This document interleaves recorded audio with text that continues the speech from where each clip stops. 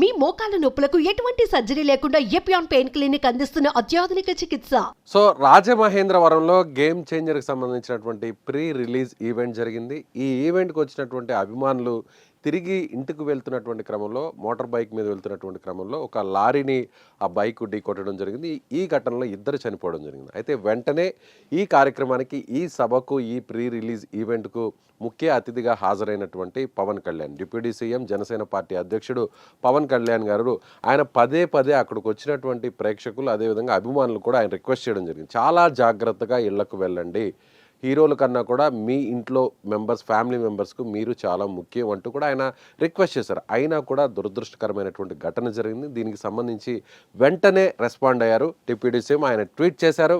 So వారి మృతుల కుటుంబాలకు కూడా ఆర్థిక సహాయాన్ని కూడా ఆయన ప్రకటించారు.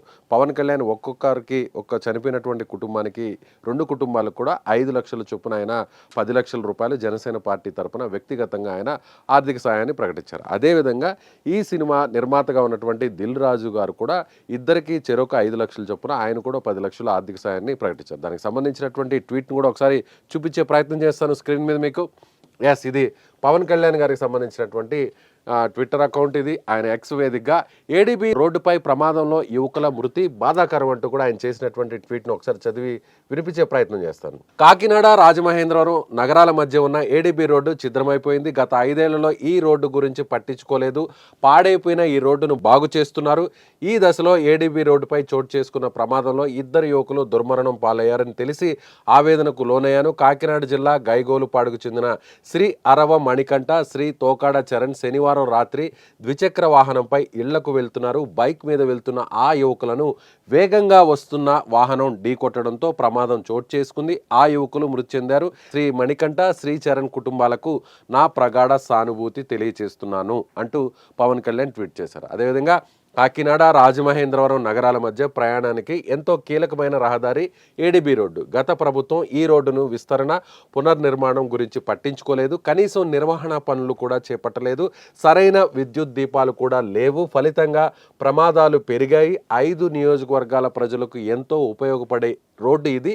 2 నగరాల మధ్య ప్రయాణికుల కోసం ప్రజలు ప్రత్యామ్నాయ రోడ్ల మీద వెళ్తున్నారు ప్రయాణాల కోసం. అలాగే కూటమి ప్రభుత్వం ఏడీబీ రోడ్డు పనులు చేపట్టింది. ఈ దశలో చోటు చేసుకున్న ప్రమాదం బాధాకరం.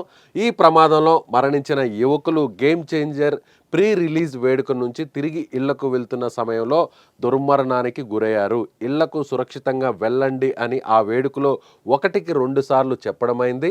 జనసేన పార్టీ తరపున మృతుల కుటుంబాలకు 5 లక్షల రూపాయల చొప్పున ఆర్థిక సాయం అందిస్తాము. ప్రభుత్వం నుంచి తగిన సహాయం అందించే ఏర్పాట్లు చేయాలని నా కార్యాలయ అధికారులకు స్పష్టం చేశాను. ఇక నుంచి పిఠాపురం నియోజకవర్గ పర్యటనలకు ఏడీబీ రోడ్డు మీదుగానే రాకపోకలు సాగించాలని నిర్ణయించుకున్నాము. పవన్ కళ్యాణ్. సో ఒక డిప్యూటీ సీఎంగా, ఒక బాధ్యత కలిగినటువంటి నాయకుడిగా ఆయన వెంటనే రెస్పాండ్ అయ్యారు. జనసేన పార్టీ తరపు నుంచి ఈ కుటుంబాలకు 5 లక్షల చొప్పున ఆర్థిక సాయాన్ని అందిస్తూనే ప్రభుత్వం వైపు నుంచి కూడా ఎక్స్గ్రేషియా ఇచ్చే విధంగా కూడా, ఆర్థిక సాయం అందించే విధంగా కూడా ప్రయత్నించాలి అంటూ కూడా సో అధికారులు కూడా ఆయన ఆదేశించారు. సో ఈ రోడ్డు చాలా కీలకమైనటువంటి రోడ్డు. రాజమండ్రి, కాకినాడ అనేది ఈ 2 కూడా బిగ్గెస్ట్ సిటీస్గా చెప్పాలి గోదావరి జిల్లాలో.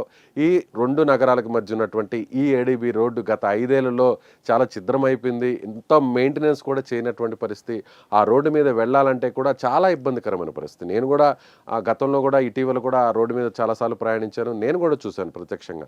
నరకం కనిపిస్తుంది. మొత్తం అంతా కూడా రోడ్లంతా కూడా గుంతలు ఉంటాయి. అయితే కూటమి ప్రభుత్వం అధికారంలోకి వచ్చిన తర్వాత ఆ రోడ్డు పనులను స్టార్ట్ చేసింది. రోడ్డును తిరిగి బాగా చేసేటువంటి ప్రయత్నాలు ప్రస్తుతం ఆ వర్క్ కూడా నడుస్తుంది. ఈ టైంలోనే ఆ యువకులు అక్కడ మృతి చెందడం అనేది బాధాకరం అంటూ కూడా పవన్ కళ్యాణ్ ట్వీట్ చేశారు. సో ఇలా ఆయన సినిమాకి సంబంధం లేనప్పటికీ, కానీ ఆ సినిమాకి సంబంధించినటువంటి ముఖ్య అతిథిగా ఆయన అందులో నటించకపోయినా కూడా సో రామ్ చరణ్ బాబాయ్గా ఆయన అక్కడికి వెళ్ళడం జరిగింది, హీరో బాబాయ్గా. అలాగే డిప్యూటీ సీఎంగా ఉన్నటువంటి బాధ్యతతో ఆయన ఈ విధంగా వారికి ఆర్థిక సాయాన్ని అందిస్తూ వెంటనే కూడా ఆ రోడ్డుకు సంబంధించినటువంటి విషయాన్ని కూడా ఆయన అక్కడ ఎక్స్ప్లెయిన్ చేయడం జరిగింది. కాబట్టి ఈ విషయంలో వెంటనే చొరవ తీసుకొని స్పందించారని అనుకోవాలి పవన్ కళ్యాణ్ గారు. సో మీరేమనుకుంటున్నారు? పవన్ కళ్యాణ్ బాధ్యతగా వ్యవహరించారా? ఆయన చేసినటువంటి ట్వీట్పై మీ కామెంట్ ఏంటి? మీ అభిప్రాయం ఏంటి? కామెంట్ బాక్స్లో తెలియచేయండి.